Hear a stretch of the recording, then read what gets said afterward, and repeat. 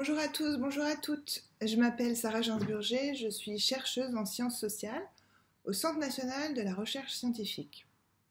Alors, sciences sociales, ça veut dire que j'utilise aussi bien l'histoire, la science politique, la sociologie que l'anthropologie pour conduire mes recherches.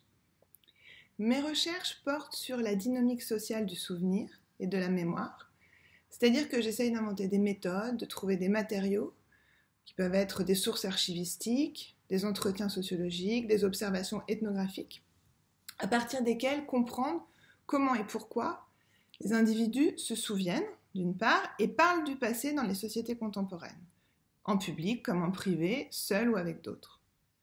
J'étudie aussi les politiques publiques de mémoire et les effets, attendus ou pas, parfois pervers, que ces politiques peuvent avoir sur les publics qui y sont confrontés.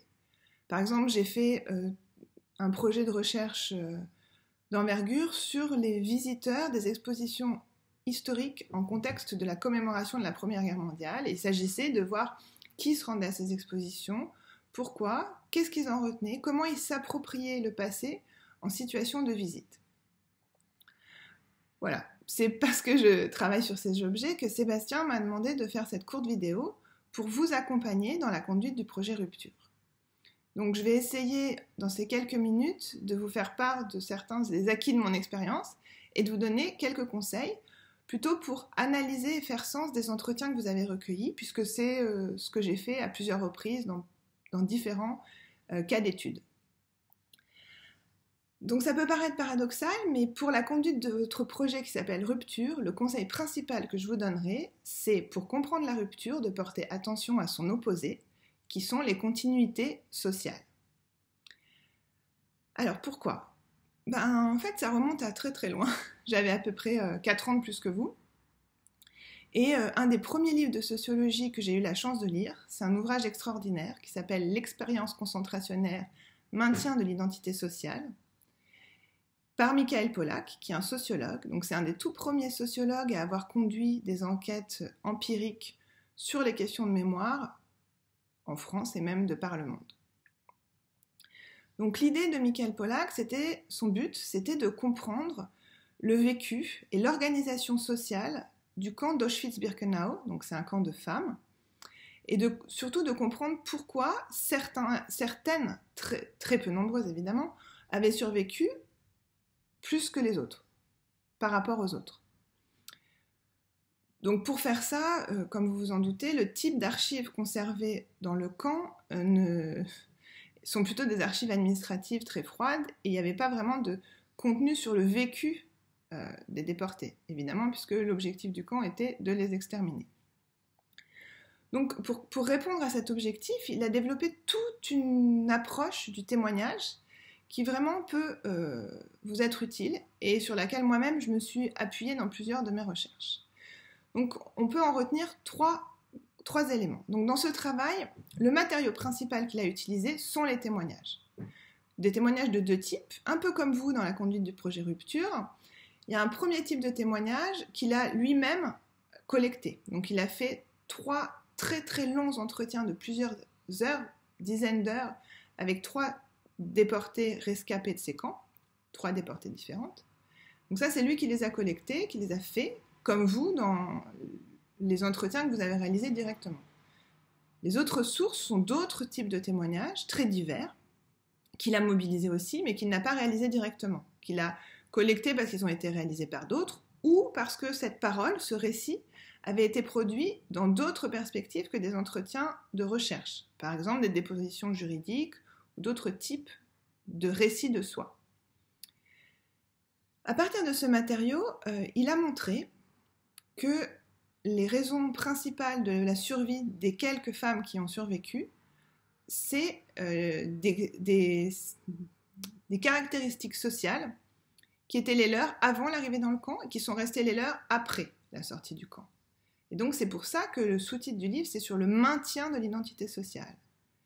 Ces caractéristiques pouvaient être de type linguistique, les langues qu'elles parlaient, professionnelles, les savoir-faire, les compétences qu'elles avaient, ou nationales, leur origine nationale. Et il a montré plus encore que le type de témoignage, le contenu de leur témoignage, allait lui-même être structuré par ces caractéristiques sociales qui étaient préalables au camp. Et c'est pour ça qu'il mêle analyse de l'organisation sociale du camp et analyse de l'organisation sociale des témoignages. Donc il y a 3 éléments très concrets, vous allez voir, qu'on peut retenir de son travail.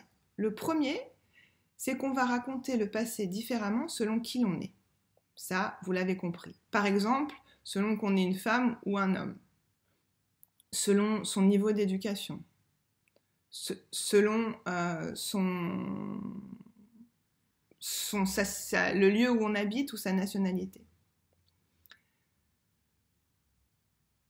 Deuxième chose, on va aussi, pour une seule et même personne, s'exprimer différemment, raconter différemment son histoire, c'est-à-dire le contenu même de son histoire va être différent selon la situation dans laquelle on raconte cette histoire. C'est ce qu'il a appelé, et ça c'est un concept qui peut vous servir pour vos analyses, la situation d'énonciation. C'est-à-dire que selon à qui l'on parle, où l'on parle et pourquoi on parle, la situation sociale dans laquelle on parle, le contexte, on va raconter son passé, son seul et même passé, de manière différente. Par exemple, il a dressé, suite à ça, une typologie des témoignages. Donc c'est une typologie idéale typique, ça veut dire qu'un témoignage peut, selon ses parties, relever des différents types. Il n'est pas que d'une catégorie, mais c'est un idéal type qui peut nous servir à analyser la construction du témoignage. Il parle de 3 types de témoignages.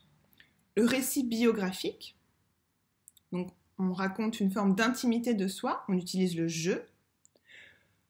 Le témoignage historique, c'est parce qu'on veut témoigner de quelque chose qui s'est passé, mais de façon relativement neutre, que l'on prend la parole. Ou la déposition judiciaire.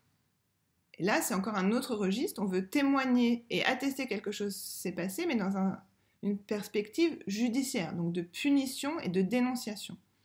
Donc, par exemple, une façon de distinguer ces 3 idéotypes, c'est de s'intéresser aux pronoms personnels qui sont utilisés.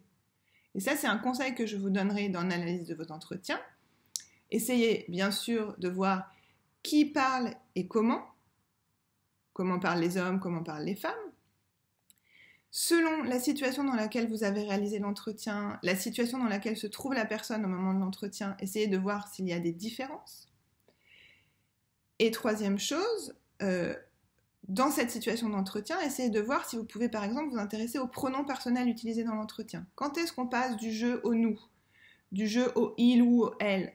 Et là, vous verrez que vous arriverez vraiment à décortiquer votre entretien et les finalités de ce que les personnes racontent en utilisant cette entrée par les pronoms personnels. Dernière chose très importante dans le travail de Michael Pollack, c'est qu'il suggère, il montre que c'est fondamental de ne pas distinguer le vrai du faux dans le cadre des témoignages, mais de considérer que tout ce qui est exprimé dans le témoignage a une vérité sociologique. C'est-à-dire, il ne s'agit pas de chercher une erreur, par exemple, quelqu'un qui décrirait son expérience du camp en disant qu'il a vécu telle chose, en se disant « Ah, il s'est trompé ». Il ne s'est ni trompé ni pas trompé, c'est pas ce qui nous intéresse. Ce qui est important, c'est de comprendre pourquoi il a dit ça comme ça. Je vais prendre un exemple tiré du travail de Michael Pollack et ensuite j'en prendrai un tiré de ce que j'ai fait depuis. Donc parmi les 3 entretiens sur lesquels il a passé beaucoup de temps, il a vu de manière régulière les femmes qu'il a rencontrées, il est tombé sur un paradoxe. Une femme parlait de l'autre femme, en disant que c'était une de ses amies les plus proches, qu'elle était en fait amoureuse d'elle pendant tout l'internement, et l'autre ne mentionnait même pas cette personne. Donc qui disait la vérité?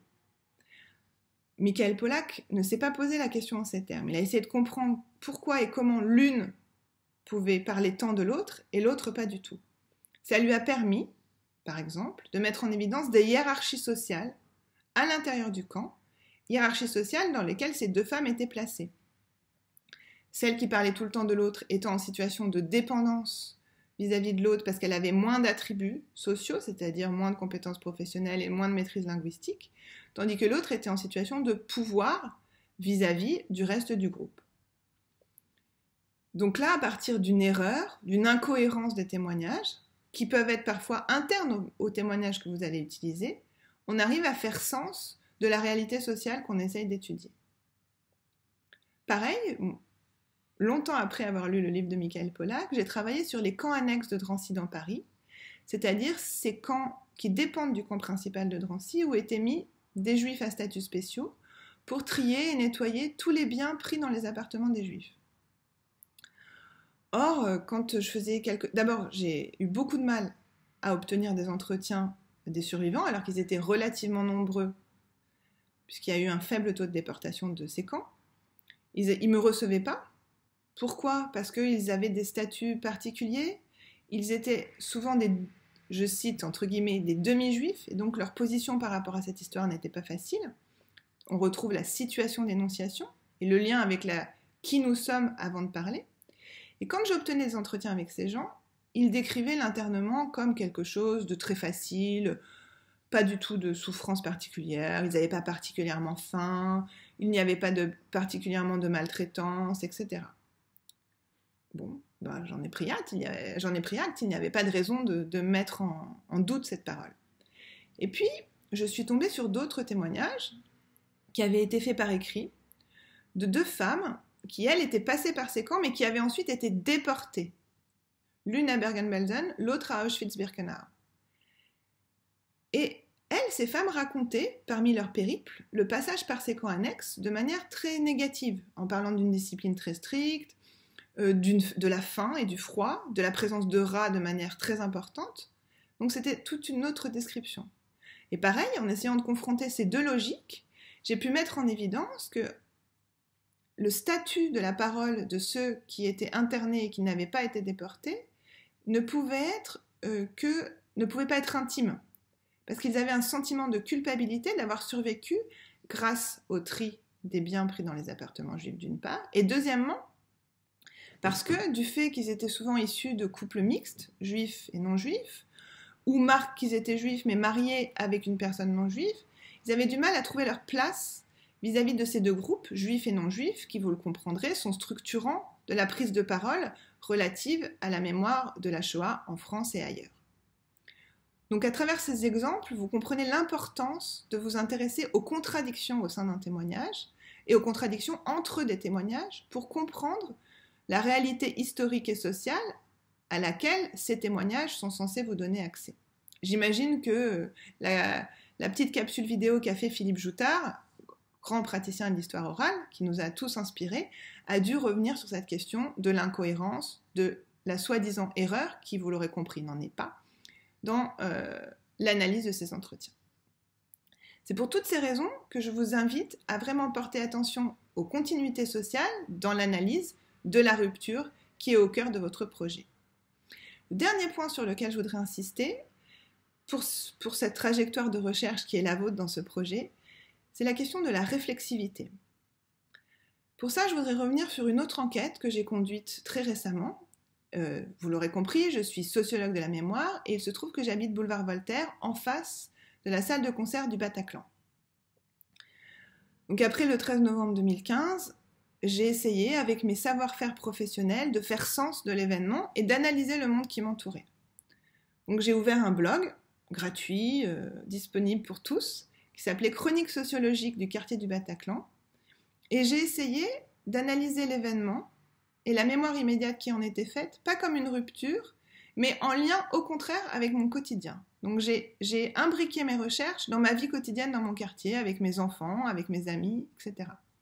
Un des objectifs, c'était de savoir quand et dans quel contexte, dans quelle situation d'énonciation, dirait Pollack, les gens parlaient de cet événement dans notre vie quotidienne, quand on prenait l'apéro, quand on attendait les enfants devant l'école, etc.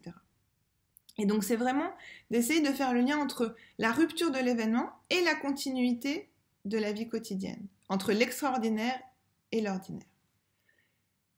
Bien sûr, et c'est sur ça que je voudrais revenir, ce qui est très important dans ce type de démarche, c'est la réflexivité. La réflexivité, ça veut dire en sciences sociales, se poser constamment la question de pourquoi on se pose, nous, en tant que chercheurs, ces questions, et de se regarder comme dans un miroir.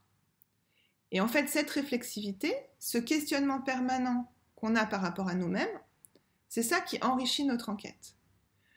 Donc, le conseil que j'aurais à vous donner, j'imagine que faire ces entretiens, surtout en cette période, sur plein de thématiques diverses, a été très, très riche d'un point de vue émotionnel pour vous, avec des émotions positives et d'autres sûrement plus négatives, enfin plus difficiles à vivre. Et ça, il ne faut pas l'enlever de votre sujet de recherche. Il faut en faire quelque chose dans votre recherche. Il faut vous questionner sur vous-même. Pourquoi vous avez réagi comme ça ? Pas pour atteindre une neutralité scientifique qui n'existe pas, mais précisément parce que c'est en s'interrogeant sur ce qu'on ressent, sur pourquoi on voit ce qu'on voit de la manière dont on le voit, qu'on fait un travail de sciences sociales.